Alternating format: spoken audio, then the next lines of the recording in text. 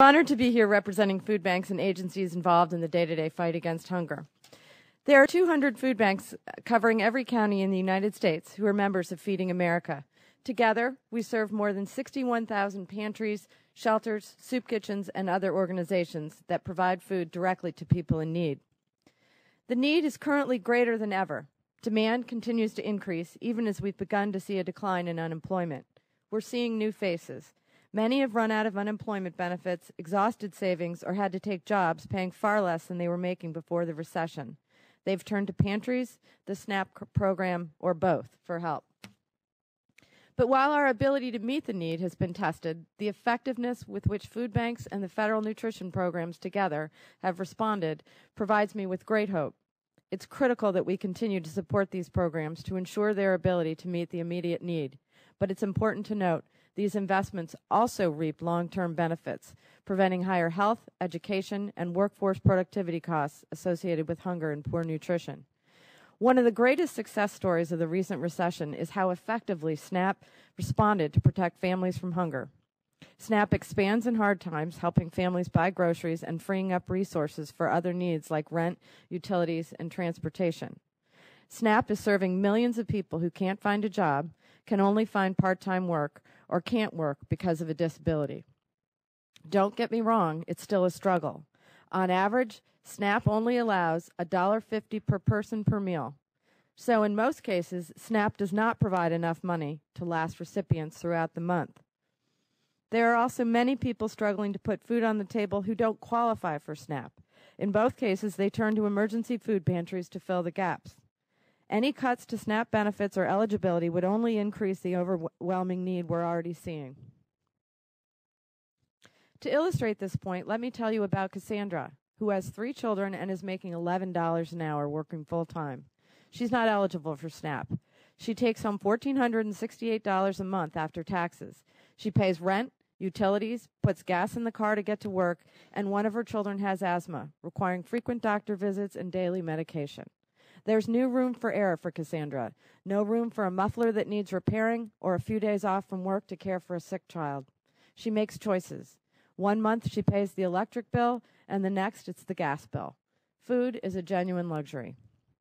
Because the food bank helped Cassandra supplement her meager food budget, she was able to pay both the electric bills and the gas bill in the same month. Our food bank and the pantries we serve rely on the Emergency Food Assistance Program, or TFAP, which supplied 27% of the food we distributed last year. TFAP provides some of the most nutritious food we distribute, such as milk, green beans, and chickens. Unfortunately, unlike SNAP, TFAP does not automatically grow when need grows. In fact, TFAP actually declined markedly when we needed it most, falling 30% in 2011. Because strong agriculture markets led to fewer bonus purchases. No other sources are increasing to fill that gap, and more federal TFAP support is urgently needed. In addition to emergency food, we continue to develop programs to better meet our clients' needs. One of those areas is nutrition. In 2011, 28% of the food we distributed was produce. We're working on a project right now to allow local farmers to blast freeze their product and sell it year-round. A portion of that would be donated so our food bank could distribute frozen fruits and vegetables throughout the year. Providing healthy food is important, but sometimes people don't know how to prepare it. I've handed out produce countless times where a client didn't know what to do with something like leeks or a turnip and passed it over. But when we provide recipes and samples, people are informed and they make different choices. We educate clients about how to grow, cook, and shop for healthy food on a limited budget. We use community gardens, tastings, and demonstrations to show the impact of nutrition on health and just how good healthy food can taste. Another area where we're evolving to meet our clients' needs is the growing senior population. We deliver food boxes to several senior programs throughout the Commodity Supplemental Food Program. I talked to a woman at one site about how hard it is to take 2 buses to get to the nearest grocery store. Even then, she's only able to carry 2 bags home. When we could distribute the CSFP food box package to her once a month, it was a godsend. I've spent time with her, and I wish you could too. I urge each one of you to visit your local food bank. Decisions that are small numbers in the federal budget have such an impact on real people. Feeding the hungry is not a partisan issue. It's a collective responsibility. Indeed, I think it's a moral responsibility. We have the power to make sure people like Cassandra don't have to choose between food and heat for her family, and that an elderly woman isn't home without groceries. With our nation focused on deficit reduction, I'm here to plead with you not to cut these programs.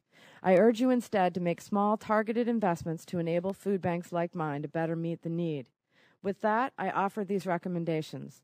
Protect SNAP from cuts and harmful policy changes.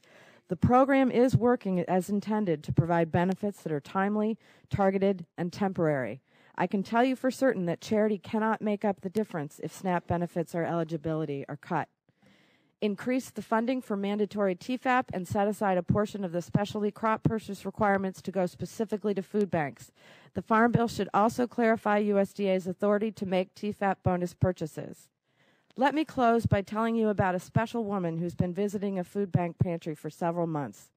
She sent us a check for $5 over the holidays. Even with scarce resources, she made the sacrifice because she wanted to do her part. I'm confident that even in a time of limited resources, we too can make decisions that reflect our shared value of helping our neighbors in need.